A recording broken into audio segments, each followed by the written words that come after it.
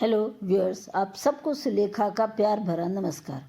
प्रकृति व जगत की समस्त महान शक्तियों को मेरा नमन व धन्यवाद।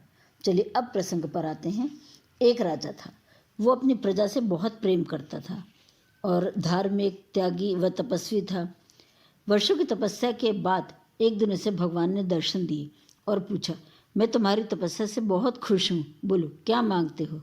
राजा ने कहा, प्रभु, जैसे आपने मुझे दर्शन दिए हैं ऐसे ही मेरी प्रजा को भी दर्शन दें।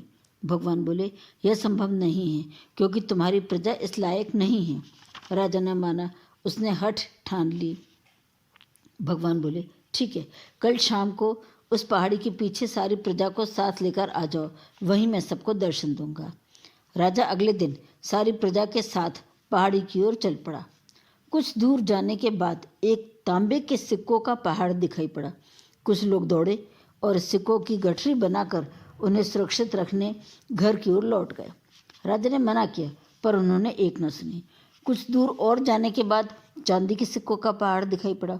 फिर कुछ लोग दौड़े सिक्के बटोरने। राजा ने कहा, हम सब भगवान के दर्शन के लिए निकले हैं। उस दर्शन की तुलना में ये धन संपदा तुच्छ है, इसीलिए चलते रहो। लेकिन लोग न माने। अब तो 1/3 प्रजा ही शेष बची थी। कुछ दूर और जाने के बाद सोने के सिक्कों का पहाड़ दिखाई पड़ा। शेष बची प्रजा भी उधर ही आकर्षित हो गई। अब तो राजा और रानी ही शेष बचे। राजा ने कहा, सुनो रानी, हमारी प्रजा तो जन्मों की तपस्या के बाद मिलने वाले फल, भगवान के दर्शन का मोल भी नहीं समझती। रानी ने हाँ में सिर हिला दिया। कुछ दूर और जाने के बाद हीरों का पहाड़ दिखाई दिया। अब तो रानी भी हीरों का लोभ संवरण न कर सकी। महल में अनगिनत हीरे होते हुए भी वह उस ओर चल दी। राजा निराश मन से अकेला ही पहाड़ी के पीछे पहुंचा तो देखा कि भगवान उसका इंतजार कर रहे थे। भगवान ने पूछा, कहाँ है तुम्हारी प्रजा। राजा ने सब कह सुनाया। तब भगवान बोले, इसीलिए कहा था कि तुम्हारी प्रजा मेरे दर्शन के योग्य नहीं है। राजा ने भगवान के चरण पकड़कर क्षमा मांगी।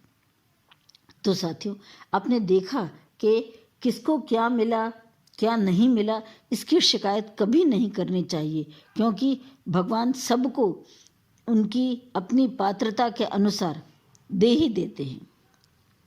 आपको अपनी पात्रता बढ़ानी है धीरज के साथ, because Rome was not built in a day.